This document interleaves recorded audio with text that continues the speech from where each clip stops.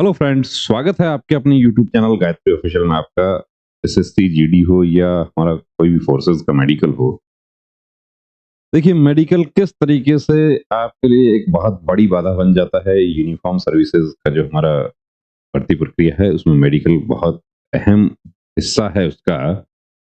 यहाँ पर देखिए अभी आपको दिखाते हैं आईटीबीपी ट्रेड्समैन रिजल्ट अपडेट हो गया है। रिजल्ट अपडेट होने के बाद भी कई बार कैंडिडेट्स को बड़ा अफसोस होता है क्योंकि मेडिकल में अनफिट होने की वजह से वो बाहर हो गए। मेरिट जो है वो अभी फाइनल लिस्ट आया तो मेरिट उनका, यदि मैं फिट हो जाता तो मैं भर्ती हो जाता।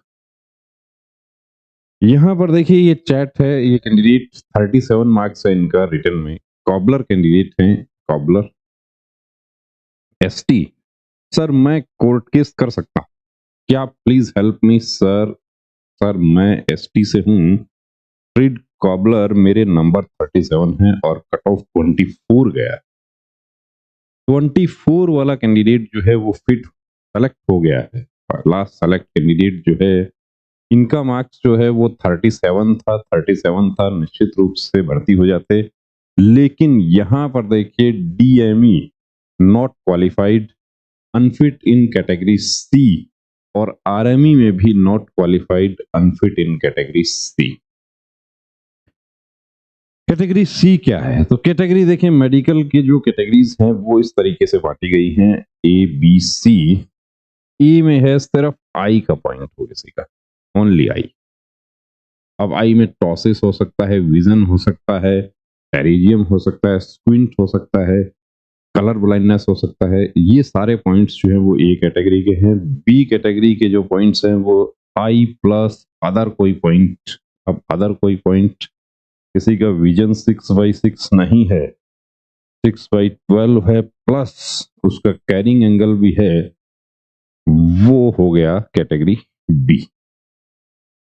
और यदि सिर्फ कैटेगरी सी में वो है कि सिर्फ कैरिंग एंगल है या आई नहीं, यानी कि लेस आई।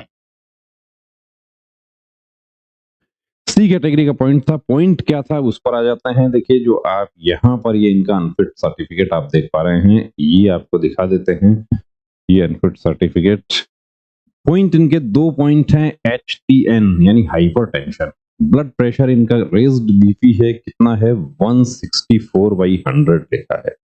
कितना होना चाहिए 120/80 आप पढ़ते हैं, 140/90 तक फिट हो जाएगा। हालांकि 140/90 लिखा है लेकिन ये 89 तक कंसिडर किया जाता है, ये 139 तक कंसिडर किया जाता है, और 160 ये फिट हो जाएगा। और दूसरा है टैकिकार्डिया, पल्स कितना आया इनका, पल्स आया है 106। अब टैकिकार्डिया धड़कन कितना होना चाहिए, 50 से 100 के बीच में फिट हो जाएगा, 50 से कम रह गया वो भी अनफिट है, 50 से ऊपर है वो भी अनफिट है। अब पल्स इनका नॉर्मल आ गया था लेकिन ब्लड प्रेशर हाई बीपी, इसमें 3 रीडिंग नहीं लिखा हुआ है। देखिए केस करने का जो पॉइंट है वो भी आपको यहाँ बता देता हूं कि ना तो इसमें 3 रीडिंग लिखा हुआ है, दूसरा ना ही इसमें इनको एडमिट किया या नहीं किया उसके बारे में लिखा हुआ है। जबकि मेडिकल गाइडलाइन क्लियर कहती है, रिवाइज्ड मेडिकल गाइडलाइन में कहा गया है कि यदि ब्लड प्रेशर का पॉइंट है तो उस स्थिति में कैंडिडेट को एडमिट किया जाए और ये जानने की कोशिश की जाए कि जो ब्लड प्रेशर में जो एलिवेशन आ रहा है वो उत्तेजना के कारण है या किसी प्रकार का कोई एलिमेंट के कारण।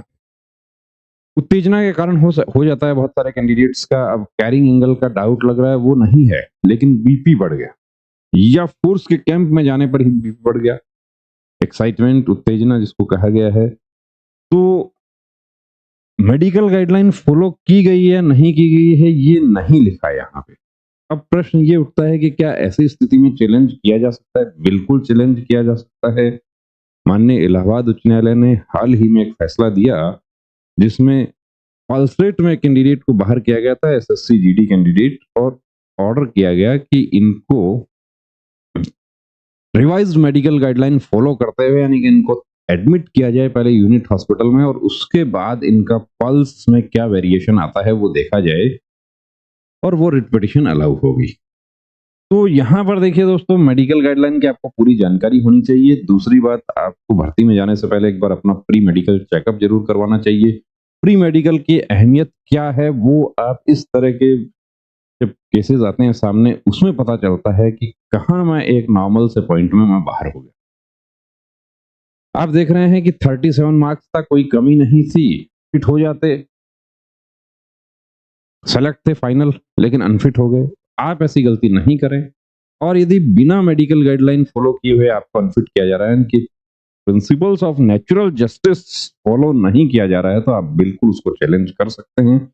बहुत सारे हमारे वीडियोस आपने देखे हैं जिसमें कैंडिडेट जो है वो उसने खुद से आकर इंटरव्यू दिया है कैमरे के सामने कि मैं रिट पिटीशन लगाकर मैं फिट हो गया और भर्ती हो गया। बने रहिए दोस्तों चैनल के साथ। जय हिंद।